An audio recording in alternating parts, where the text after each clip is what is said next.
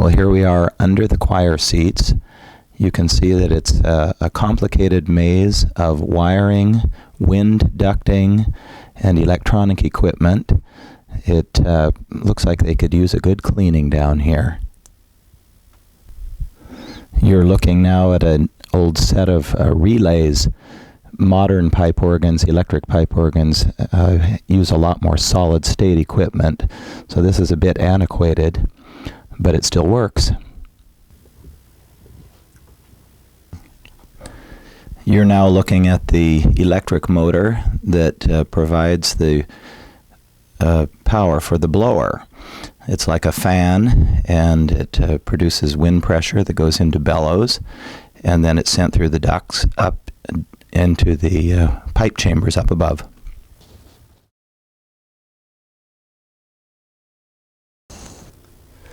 The wind pressure comes in this line down here from the blower, and then it separates through all these different ducts and comes up into these reservoirs. The air pressure has to remain relatively constant to all of the parts of the pipe organ, otherwise it will go out of tune with itself. And so there's springs in here. It's spring loaded for the different sides of the chambers, and it's a rather complicated assembly, but one that was invented hundreds of years ago and is still in use today in pipe organs.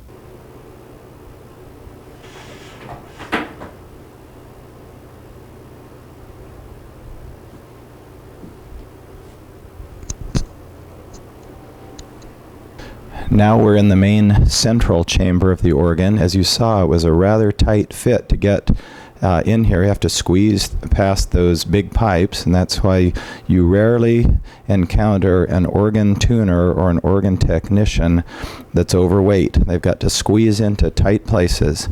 This central chamber has the biggest and lowest pipes. We're looking at some of the trumpet pipes, and against the back wall there are the large wooden pedal pipes. So most of the pedal pipes, the lowest tones of the organ, and the loudest reed pipe tones are back here. We're also looking at a series of shutters that look like giant Venetian blinds, and the volume of the organ is controlled by the opening and closing of these shutters, which are right behind the grill cloth. Originally, the entire organ was located in this central chamber, and if you think it's tight in here now, you can imagine how much tighter it was when all of the organ was in this triangular shaped central chamber. Later, the outside chambers were added above the choir seats and made it a little roomier here. To tune organ pipes, there are different techniques. A reed pipe such as this is tuned by pushing up and down on this little slide, and that adjusts the length of the vibrating tongue inside the boot of the pipe. A whistle-type pipe, such as the one over here, is tuned by moving the slide up and down, making the air column longer or shorter. The pipes have some interesting names. For instance, this is a chimney flute, and it actually does look like a little chimney that's coming out of the top of the flute pipe. And these are the large wooden pipes that produce the lowest tones of the organ, and they have wooden stoppers in the top of them, and are often called stopped diapasons. And because there's a stopper there, it produces a tone an octave lower than it normally would if there weren't the stopper in it, because the air column is doubled.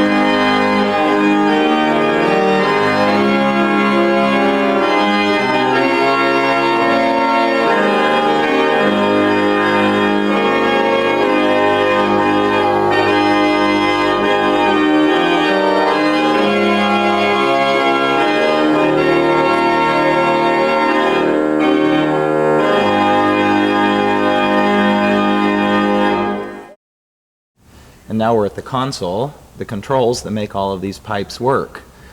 I'll give you a little tour of this. First of all, these are the stops that control all the different sounds. These are the stops for the pedal, the bass pipes down here. These are the stops for the swell manual, the upper manual, which is the chamber on the left.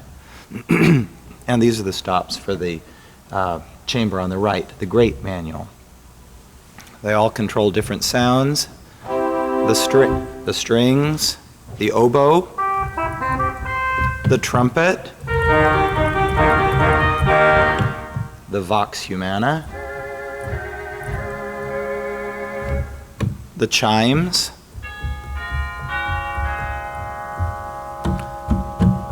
and the sounds that we use to play hymns.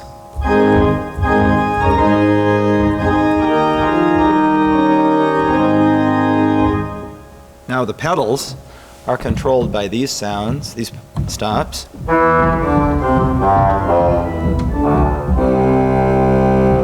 And the volume is controlled by opening and closing these pedals. The pedal on the right is an unusual feature that adds stops without actually having them move. So if I want to bring on a loud sound for the last verse of a hymn, I can do that without moving my hands from the keyboard. All of these buttons underneath the manuals can be programmed to make quick changes in the stop combinations. Sometimes your hands are too busy to take them off the keys to adjust the stops, and so you can program these, and that's done by adjusting these pins in these trays on either side of the organ. This is a very antiquated and very low-tech version of the way they build organs today, which would all be solid state, and it's also not very reliable, so we don't use it much anymore, but in its day it was considered very up-to-date. There are also some toe pistons down here, which are the versions, the foot version of these thumb pistons, and over here on the right is the button that makes the organ play as loud as it will go. When I push that on, the red light comes on to warn you that it's going to be loud, and